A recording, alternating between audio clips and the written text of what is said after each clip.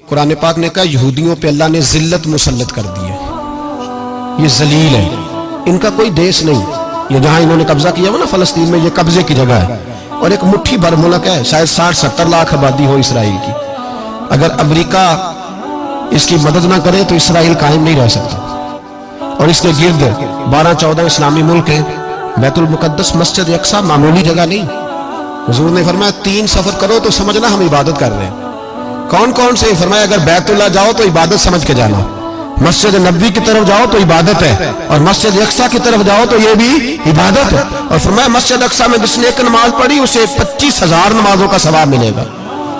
और मेरे रसूल पाक ने ये वो मस्जिद है जिसके साथ मेराज शरीफ जुड़ा हुआ है। कुरान पाक ने कहा कि इस मस्जिद में सुभान अल्लाज़ी असरा बिअब्दिही लैला मिनल मस्जिदिल हराम इलल मस्जिदिल अक्सा। मुसलमानों, कुरान कहता है कि तुम्हारे मिराज की शान रसूल पाक की मस्जिद अक्सा से जुड़ी है। जिस महबूब को रब मिराज कराए तो मस्जिद अक्सा में ला के कराए। वो जगह मामूली जगह है, वो मामूली जगह है मस्जिद अक्सा। नबी पाक ने वहां नबियों की इमामत कराई। 17 महीने उस मस्जिद की तरफ मुंह करके तेरे और मेरे रसूल ने नमाजें पढ़ी। छोटी जगह है और पूरी दुनिया का मुसलमान इसे चाहिए शर्म से गड़ जाए। एक अमेरिका का सदर बोल के कहता है कि इसराइल को इजाजत है उसे दारुल हुकूमत बनाए, और मुसलमान हुक्मरान बयान दे रहे हैं जालिमों लुटेरो, तुम अपनी अपनी सियासतें चमकाने के लिए पहले एक दूसरे को गालियां देते हो, फिर इकट्ठे बैठ जाते हो नंबरिंग करने के लिए। तुम दीन के इस मसले में सारे इकट्ठे क्यों नहीं बैठे? सारे पाकिस्तान के सियासतदानों को, उलमा और मशाइख को चाहिए था एक पेज पे इकट्ठे होते, इकट्ठे बैठ के एक बयान ही दे देते, एक बात ही कर देते। फिर मेरा सलूट है तुर्की के सदर को, फिर मेरा सलूट है तुर्की के सदर को।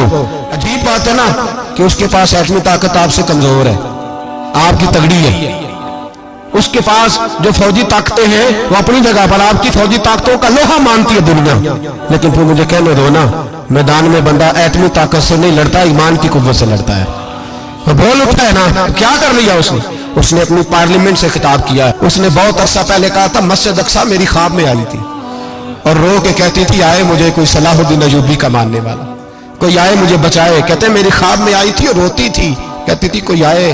और एक शायर ने कहा मस्जिद अक्सा नबी पाक को भी बुलाती है, कहती है एक बार फिर तैबा फलस्तीन में आ, रास्ता देखती है फिर मस्जिद अक्सा तेरा, एक बार फिर से तैबा से फलस्तीन में आ, रास्ता देखती है फिर मस्जिद अक्सा तेरा। कोई बोल रहा है नीत ना मुकद्दस मकाम, छोटे छोटे बयानों कहीं इकट्ठे हो जाओ, पेश कोई कर रहा हूं। बड़ी जल्दी इस अमेरिका को लोग टूटता हुआ देखेंगे, इससे बिखरता हुआ देखेंगे, इससे लरसता हुआ देखेंगे, इसलिए कि मुकाबले रब रसूल से इतने आसान नहीं होते। मेरे दोस्तों, इंसान को कुल अकल भी मिल जाए तो फिर भी अल्लाह की हिकमत का वो इहाता नहीं कर सकता। रब्बे करीम को ज़्यादा पता है कि हमारे लिए कौन सी चीज़ बेहतर है और कौन सी चीज़ हमारे लिए नुकसान का बाइस है। अल्लाह तबारक व तआला की हिकमत ये चाहती है कि मेरे बंदे परेशान ना हो। रब ये चाहता है कि मेरे बंदे किसी जगह पे भी दिक्कत और परेशानी का शिकार ना हो। तो अल्लाह तबारक व तआला ने राह एतदाल इख्तियार करने का हुक्म इरशाद फरमाया कि तुम एतदाल के रस्तों पे चलो, मोतदल जिंदगी गुजारो, अफरातो तफरीद से बचो। आज जिस माशरे में हम वक्त गुजार रहे हैं, इस माशरे में हम इस बात को समझने से कासिर हैं कि असल हमारा मसला क्या है। हमारा असल जो मसला है उसकी शनाख्त हमें कैसे होगी और हम फिर उस तक रसाई किस अंदाज में हासिल कर पाएंगे।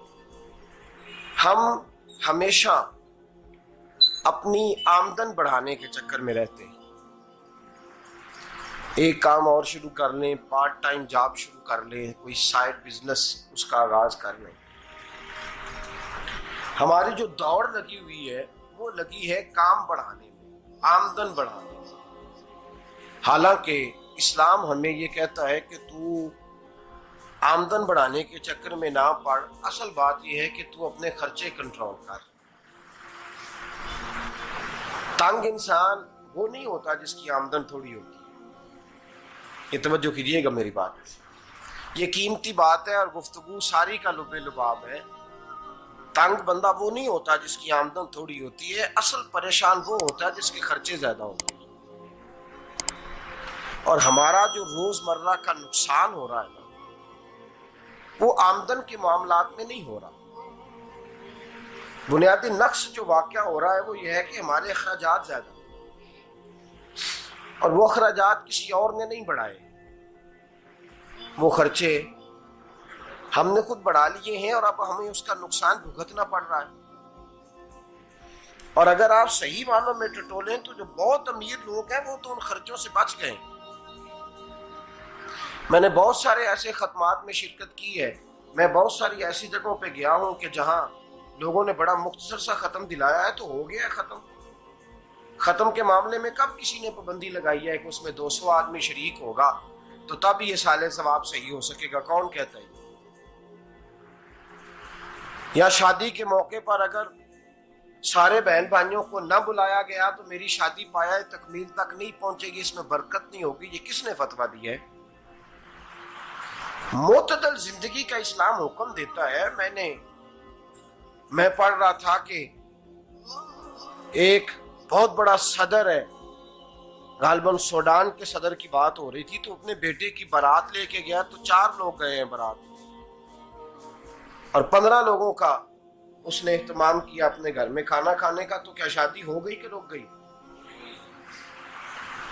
تو بھائی راگ الاپنا اس بات کا کہ بڑی پریشانی ہے، کوئی سائیڈ بزنس شروع کیا جائے فلان جگہ فلان جگہ فلان جگہ، تو اصل معاملہ یہ ہے کہ پہلے ایک بندہ کماتا ہے تو پھر بھی گھر ہی چلتا ہے، پھر بڑا بیٹا ساتھ شامل ہوتا ہے تو پھر بھی گھر ہی چلتا ہے، پھر منجلا بیٹا شامل ہوتا ہے تو پھر بھی گھر ہی چلتا ہے۔ جو رونا دادا جی رویا کرتے تھے کہ بڑی مصیبت ہے، بڑی مشکل ہے، گاؤں میں رہ اکیلے ہوتے تھے اور وہ 5 بچوں کو اور 4 بچیوں کو وہ پالتے تھے، تو جو وہاں پریشانی تھی وہی آج پریشانی شہر میں آ کر پڑھ لکھ کر موٹی تنخواہ لے کر وہی پریشانی ہمیں ہے۔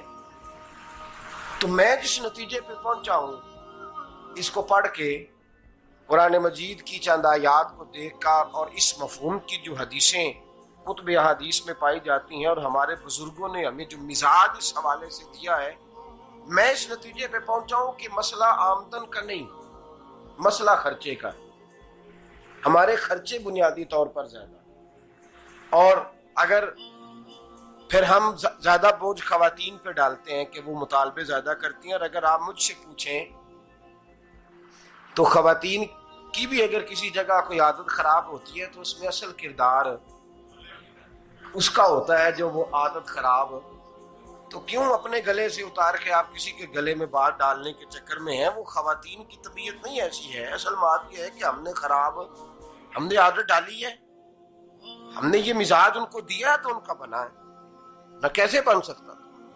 تو اعتدال جب تک زندگی میں نہیں ہوتا، پانی پیاس بجھاتا ہے لیکن ایک گلاس ہی ہو تو پیاس بجھاتا ہے، بالٹی کو منہ کو لگائے گا تو کپڑے بھگو دے گا اس کے۔ حالانکہ پانی بری چیز کا نام نعمت ہے نا بہت بڑی اللہ کی، لیکن پیالے میں ہی اچھا لگتا ہے۔ کوئی مٹکا منہ کو لگائے گا تو تانگ ہوگا، پیالہ ہی بہتر ہے اس کے لیے۔ تو میرے دوست، مٹکے سے بھی بعض اوقات کام چل جاتا ہے، لیکن اگر کوئی کہے نہیں مجھے دریا ہی چاہیے تو اس کا تو گھر بہہ جائے گا، سارا گھر بہہ جائے گا اس کا۔ ہمیں دریا قابو کرنے کا موڈ بنایا ہوا ہے تو اس سے گھر بہا کرتے ہیں، اس سے گھر بنا نہیں کرتے۔ گھر پیالے سے پانی پینے سے بنتا ہے، اگر تو دریا پہ قبضہ کرنے کا موڈ بنائے گا تو گھر بنے گا نہیں، گھر بہہ جائے گا۔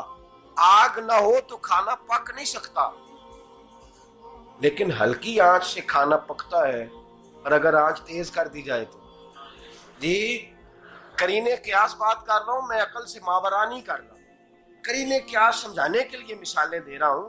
ہلکی آنچ پہ کھانا پک جاتا ہے، اور آگ تیز ہو تو کھانا جل جاتا ہے، تو کھانا اتنی دیر کھانے کے قابل رہتا ہے جب تک وہ ہلکی آنچ پہ پکتا ہے۔ تو جتنی مرضی تو کہتا ہے نہیں میرا گزارے نہیں، آگ تیز ہونی چاہیے، تو میاں جل جائے گا، جل جائے گا۔ ہوا نہ ملے تو سانس نہیں آتی، ٹھیک ہے؟ آکسیجن نہ ہو تو سانس ہے، ہوا نہ چلے تو گزارا نہیں ہوتا، لیکن اگر تیز چلے نا،